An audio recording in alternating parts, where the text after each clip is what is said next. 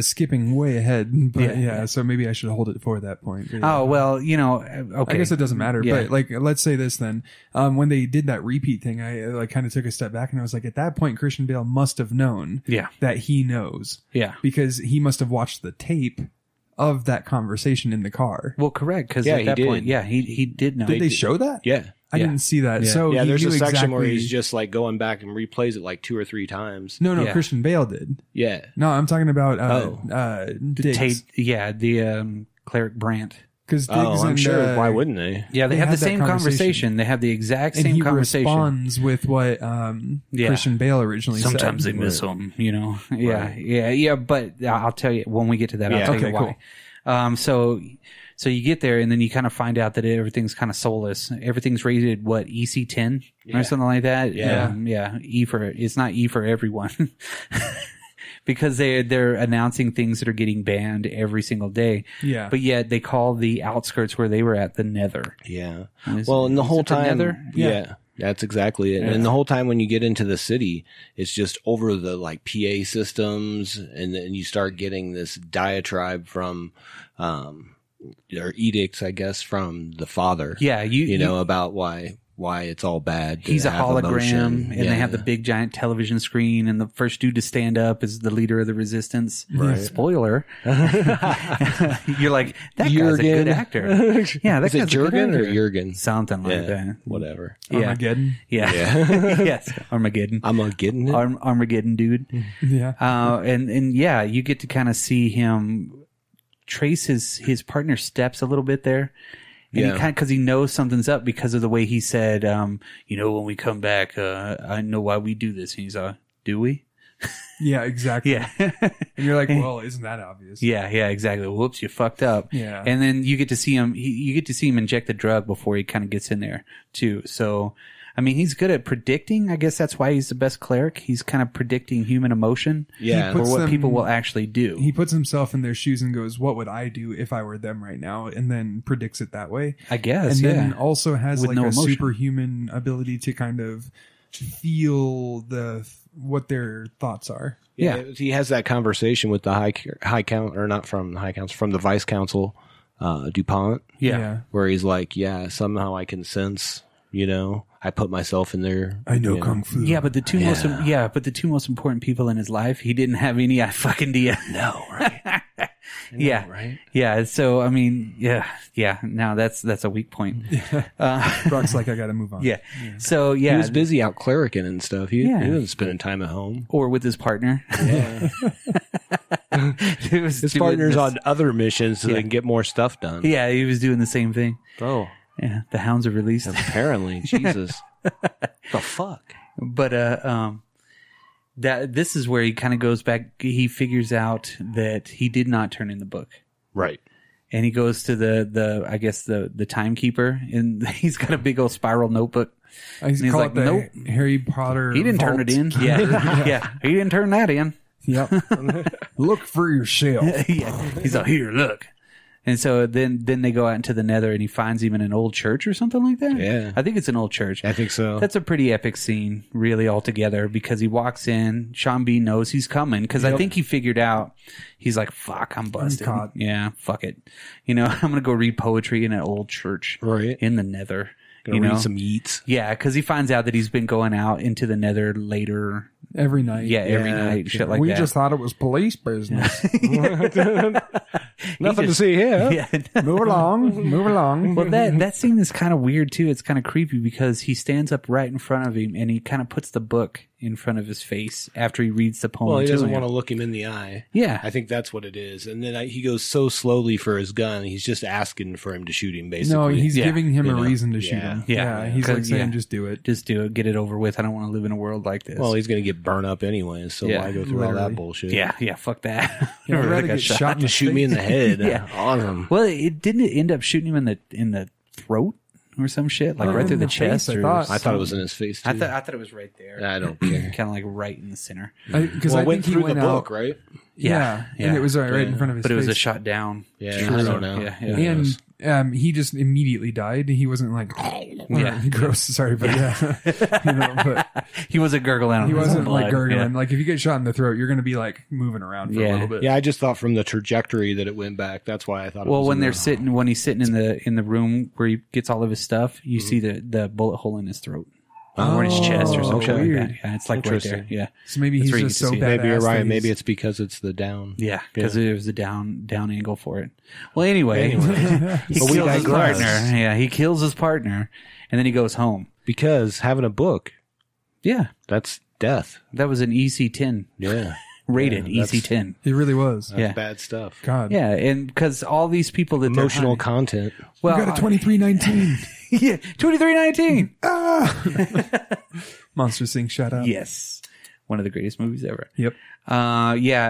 Literally, like they're all sense offenders, is what they call them. Sense offenders. You know, it's because a cheesy name. Yeah, because I mean, touch is a very important factor in this movie too. That you notice throughout the whole thing that he takes his gloves off. He's got his gloves on. So obviously, this prosium drug that they're all talking about that they have to go to the equilibrium offices. You know what I mean? To get is like suppressing everything. Nothing.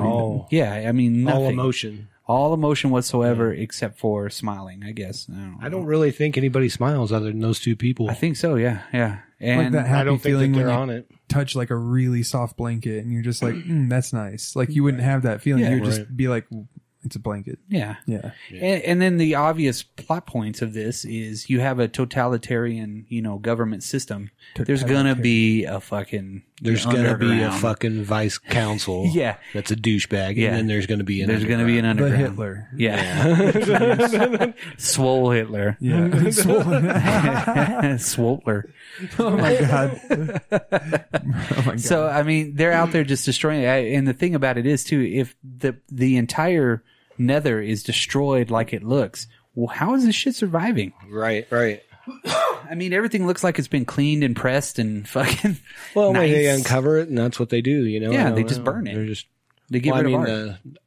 The other folks. Oh, yeah. It's like the underground. Like when they find stuff, they probably take their time, clean it up. That's all they got. Yeah. Some of the rooms are reminiscent of V for Vendetta. Like his little room that he had with all the old stuff in it. You can kind of see that shit. Same premise. Yeah, kind of. Yeah, it was same. Yeah, and just like 1984. Yeah. I mean, I was just waiting for the chick to be carrying the fucking sledgehammer to throw it at the screen, so she could have a new Apple computer. Yeah, seriously, innovation. Well, this is when we run into his kids too, or his kid. He comes home, and obviously Christian Bale's already got emotions because he had to kill his best friend after his wife died. A little bit earlier. So he's still kind of like, you could tell in that scene where he's laying in the bed that he's having flashbacks of what happened. He's having those emotions. So I think he's come to a point of a mental break where, it's a little bit of a snap through. Well, almost like the medication can do a certain amount, but he was so pent up with bad memories and emotion that was building that it was just leaking out. Later on, Cleric Brandt, Diggs, he actually says something about going to have his interval adjusted. Yes. So that's what I think, like that he probably needed to do the same thing now. Right. You know what I mean? Because there was so much built up. Yeah. Or maybe especially your after body he just killed his partner after we find out here that his wife was incinerated. Yeah. Because she was a sense offender, but her kids, which you almost kind of, you're alluded to that the kids turned in. The son. Yeah, the son turned in their mother. Yeah. And like, damn, that little kid's a fucking... Well, they put him in cleric school. Yeah, correct. Yeah. So what do they expect? Well, yeah, and your dad's like the number one cleric. Yeah. You gotta act son. Right. Yeah. That little kid is a rat. I know, right? He looks fucking nuts. He's like, what would you do? This whole movie, you're like, what a fucking douche kid. Yeah. And then all of a sudden you're like, oh. There's a lot of twists in the last 20 minutes of the movie. Ding, ding, that's all I gotta say. So, and that's when Brandt kind of comes in. Brandt really does show up at the right time because his kid like makes him go to the equilibrium place because he dropped his prosium on the ground, his Prozac.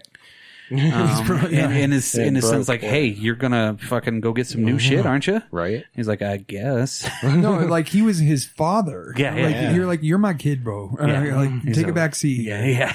Don't tell me what to do. But You're not my dad.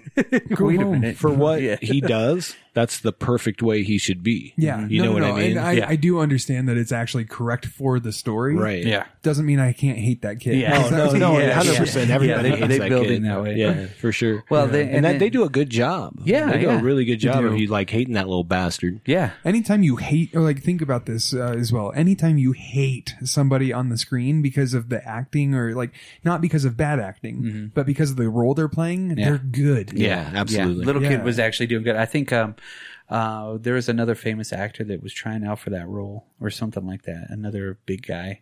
I don't think it was Tobey Maguire, but it was somebody like that. Big guy. Yeah, What's it's a like big guy? some very popular person now was trying out for that role, but didn't get it. Which It was Elijah Wood. He was trying to be 12. I don't know. Yeah, I don't know. Maybe that might have been who it was. I'm just guessing. Yeah. Frodo. Anyway, I mean, Damn it. yeah. Take off your watch. I guess that would be foreshadowing, though, huh? Right? But yeah, that's when this is when he gets his new partner. Guy that wants to make career. He's like, "You're gonna make my career." Yeah. Name's Diggs. No, I'm just Okay. kidding. I was told this was a career. Career making partnership or some shit like that. Yeah. That's all he cares about. I thought it Rising sounded up. sexual. Yeah. And then that's when don't we at that point get to see him fuck with his desk? Oh, no, not yet. Is that already? Yeah, I think. No, there's a police bust in between there, I think. Yeah, right? that's the first assignment that they go on is to go get Emily Watson or whatnot. Right. Emily Blunt. That's the next thing that happens. Is that Emily Blunt? No. Oh, I was like, No, what? Emily Watson. Okay. Yeah, they go to get her. I was and, like, what? and she's got a mirror in there that they destroy. And Taye Diggs Yeah. is acting fucking like he's a super badass. You know what I mean? Like he's just the new kid off the Yeah, block. We've seen people like that in our careers. Yeah, he literally just got an earring at the piercing pagoda and he's showing it off at junior high. You know what I mean? Like he's that badass. Exactly. Yeah. I loved the look of that area that she had though when they ripped down the wall. By the way, that wall was super thick and like full. It wasn't hollow. What was that full of? Like sound dampening maybe or something like that? I don't know. It had to have been something because it wasn't brick. Well, it was not brick. They ripped it down like it was like big styrofoam. chunks. Yeah. I didn't get that part at all. Yeah. But when they went down there, I loved the look of that area. I loved how it like was old timey, but that warm reddish kind of vibe to it. It added the color to the world that had no color. Exactly. The black and white. So like it the added first all you that see it. extra. Yeah. You actually get to see somebody's little hovel. You know, Exactly. How are they hiding that in there? Because a lot of the places that they go into are half like dilapidated and then half brand new. I'm like, why didn't they just build new shit? I know, right? You know, They're busy building walls around hidden stuff, I guess. Yeah, I guess. Yeah. I blame the But I think contractors. so the original interaction between John and his son was where he asks him about Robbie Taylor. He asks him about the kid at school. Should I turn him in? Oh, yeah. And he's like, yeah. And then after this is when we get the one where he drops his interval. Yes. And then he goes to the Equilibrium to go get the new one, and it's closed. Maybe that was a test. Yeah. You know, from his son. I think, we find out later that it was a test for the opposite reasons. It seems like he's always testing him in what's right by their standard. Correct. You know what I mean? Yeah. Because he's in school to be a cleric and probably looks up to his dad, but at the same time, he's being vigilant. Yes. That's what it seems like. Yeah. The whole It's like movie. he's literally like trying to feel out if his dad has, made the turn yet or not. Yep. And when Christian Bale goes up to the Equilibrium and it's closed, I was totally expecting him to turn around and his son being like, all right, so you're going to go to the next one. Yeah. You're going to go to the one down the street, huh? Yeah. I'm going to follow you. You get that welfare check yet? Watching you. Always. Yeah. Did you get your check? Is it deposited? Yeah. All right, let's go. Let's go. Come on. Let's go. You got to go to Chuck E. Cheese. It's just a black and white Chuck E. Cheese with a hole in the wall to throw bricks at. Well, yeah, like the Chuck E. Cheese would be just like chairs. Yeah. Like, sweet. It's a library. Yeah. With no books. With no books. So that's when Diggs picks him up, right? Yeah. And then this is where they go into the raid. Yeah. Yeah, in that raid. Yeah. So there was a raid in between. That was a cool between raids. Yeah, between raids. Yeah, between raid two raids. Yeah, you still get. I mean, a tale of two raids. They do a good job of world building as far as like the set designs, I guess. Yeah, I think the set designs look cool. I think for the most part the action's cool. There's some cheesy stuff that they, And there wasn't over the top technology in this. No, not at all. There was well placed technology in it, you know. And they didn't really kind of overdo the